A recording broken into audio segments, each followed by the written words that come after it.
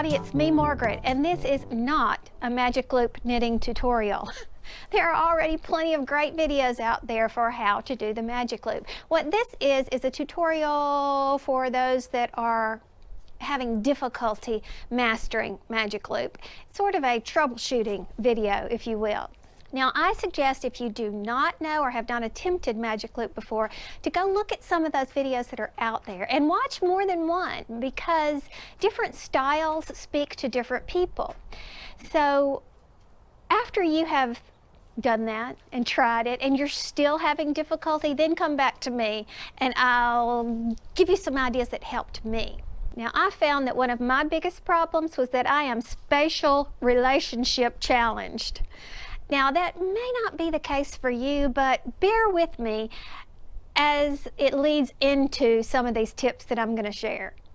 So, what is spatial relations? It's the orientation in space, or properly defined, the ability to locate objects in the three-dimensional external world by using visual or tactile recognition and to make spatial analysis of the observed information. What? Oh, you remember what this is. You had these tests you had to take in school where this is to this. See, it's the same object, it's just turned differently, as this is to, and then you had to pick it out from here, and it's this one. Okay, easy cheesy. But sometimes it's not so easy in other ways. For example, a flat to a 3D. So to put this in knitting terms, we'll take the 16-inch circular, which we're comfortable with. It makes nice, wonderful circles, and compare it to magic loop. So how is this related to this? It's the exact same thing, and that's what I couldn't get through my head when I was trying to learn. Okay, first let's observe this. Doing the knit stitch, where does the yarn come from? It comes from this needle, but from the back of this needle, right? When we knit. Still, it's in the back of this needle, right? It does not come around the front of this needle when you knit, because then we get a yarn over of some sort, right? It's just coming off the back of this needle, and it stays in back of this needle while we pick up the stitch and pull it through. Back, back, back, back. Keep that in mind. Now here's the mistake that I was making in magic loop, is I would get confused after I got back to ready position, as they call it. And I was like, what do I do with this? I would pull it around like this because it made the stitches look right to me, doesn't it? Well, let's see what happens when you do that. Okay, you pull it from the back, and you begin to knit. Still, it's behind this, isn't it? Technically. Uh-oh, look what I've done. Do you see on my cable here, which is essentially an extension of this? On my cable, I've created a yarn over. Do you see it? Right there. So where do you put it? Okay, let's get back to ready position. And it needs to come from in between the two needles. Okay, like this. All right, so here's what I do. I pull it into the middle each time. Why do I pull it into the middle? Because that's exactly what it's going to look like here. Watch. This is exactly in the right place, right? But if I fold it in half, where is it? It's in the middle, coming out of the middle, okay? It's actually coming off of this needle and over this one if I'm laying it down like that. So let's do the exact same thing here. That's where your spatial relations come in. You're taking one method and transferring what you know to be true into a completely different method. Okay. So I have it coming up here. It's in the middle between these two, over this one. And now I pull out my back and I begin knitting as I normally would. Okay. All right, here's another thing that throws some people off, and that's you get ladders on these sides. Now, here's what I was doing that was causing me trouble. All right, I would pull it out, and then I would freak out because this is so skinny and the stitch was big, and I would pull it very tightly like this to try to make sure I wouldn't get any ladders. Well, what you're doing is creating a ladder when you do that. It actually is pulling the yarn away from one side rather than keeping it equal. Okay, so here's what you do to avoid that. And I never found anybody that could explain this to me. So I hope that I can explain it clearly to you. Okay, while it's in ready position, pull it snugly. And then kind of forget about it. Pull it out. Don't pull it anymore. Just leave it like you had it. And do your knit stitch.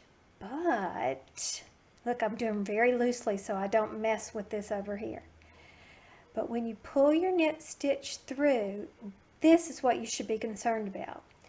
Pull it snugly, not too tight, like a good fitting pair of pants. Not like hoochie mama pants that are just too tight. Nice, good fitting. And then continue, hold it in place, and then continue knitting. And then you may think to yourself, but what's going on with that cord? I'm scared to death that I've messed up, what's going on behind me. And you look at it and you say, oh my word, that looks too tight, and you begin to panic. Don't panic, it's going to work out. All right, I've gotten back to the end here. I'm going to turn my work as I'm supposed to. And slide my needle back into ready position. Now I'm making sure that this is, coming up through the middle over the front needle. And I do it again. Pull it through. I've got it snug, right? Got it snug right here. Pull it out. Don't move it. And then knit your first stitch without moving, not without pulling too tightly. And then right here, make that stitch nice and snug, like a good fitting pair of pants. And continue. And everything will even out. So just concern yourself with that first stitch, not pulling it too tightly on the back. Just whatever you're doing on the first stitch, that's where you put your focus. So we started with the easy fixes. Let's talk about the hard part, and that's casting on and getting started. Okay, first and foremost is you want to have your working yarn needle to be in the back. Okay, we have good sense to know it's not supposed to be twisted, right? But the key thing is this needs to be in the back. Will it work if you have it in the front like this and you pull from the front and work on the back? Yes, it would. But there you go with that special relations issue. Look here what we're dealing with. Okay, here we are knitting along happily and easily because we love our 16-inch circulars. All right, if I fold it in half to make it look like magic loop, tell me where the yarn comes from. The one in the back, right? Okay, so essentially, remember that all we're doing is halving our stitches, but we're doing the exact same thing as a regular 16-inch circular. So we need to make sure that our working yarn is coming from the back needle. Just turn it over, okay? And there you go. Now, related to this, I want to alert you to a tutorial. So I'm at YouTube. I did a search, magic loop knitting, and these come up. This one by Knit Freedom is my favorite. I think it covers some of the things that I'm talking about today. I just go into detail with explanation. I love Stacy of Very Pink Knits. I love everything about KnitPicks. However, this video, she puts the working yarn on the front needle, and she admits somewhere in here that she is not comfortable with the magic loop method. It's not her normal way of knitting in the round. So I think it's important that if you learned by doing it this way, yarn in the front, that may be causing you some problems. So I would encourage you to watch some of these other ones that are showing up.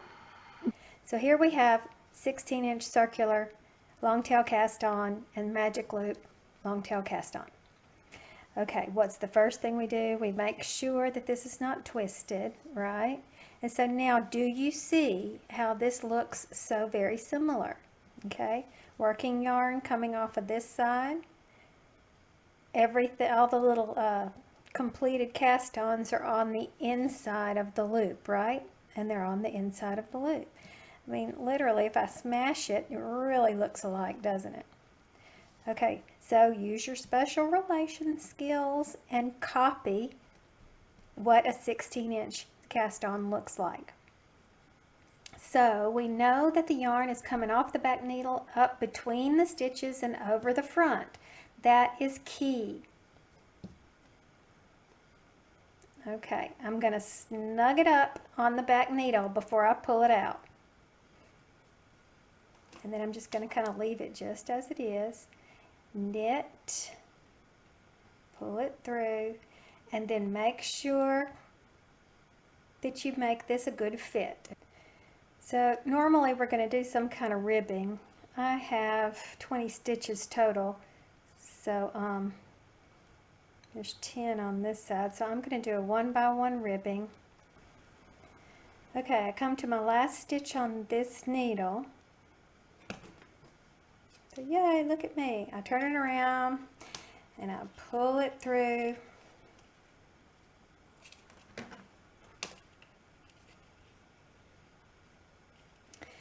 I make sure that the stitches are on the inside, right? See them both on the inside? I make sure that this working yarn is coming up between it and over the front. And then I go through the same process. I pull snugly right here, slide out the needle, and continue as I told you before. I'm going to knit and whoop, size it up, make sure it's fitting snugly, okay? And then continue this row with your 1-by-1 rib. I'm down to my last 2 stitches right here. And I look at the beginning and I see this horrible, what appears to be a horrible ladder. Oh no! I can't tell you how many times I would give up at this point and say, look what I've done, this is awful. No, no, no, no, it's going to take care of itself. All right, so I just finished a purl. Here's what I do. I grab this tail and pull it out of the way, kind of put my thumb on it. Well, if I can get it, it's not that hard. Okay, and then my last 2 stitches are a knit and then a purl. Okay, don't panic, remember. You can pull a little bit, but nothing much is going to happen. You're still going to have that space. See it? But don't worry about it. Okay, turn your needles around. Line them back up into ready position. Get everything situated. Tail out of the way. Working yarn coming up through the middle and over the front. And keep going with the same little tips and techniques that I told you. Okay, snug up that stitch, pull it out, continue on with your ribbing. Do the knit stitch as I showed you, snugging it up. And look at that. Whoops, can't see it. It's getting better already. And continue doing your 1-by-1 rib all the way across. Just don't look at it too closely, because you might look at it and say, oh my word, this is not working out right, but it's going to take care of itself, I promise. Okay, I did several more rows so that we could check to see the progress of the ladders or non-ladders. So I'm going to pull it all off so we can kind of tell what's going on here. Ta-da! No ladders. This was the cast on beginning right there, and you can see as we continue going up no letters. So it will take care of itself. Don't panic as I did. I would rip it out and start again, rip it out and start again every time I got back here and saw that long space. Don't do it. It takes care of itself.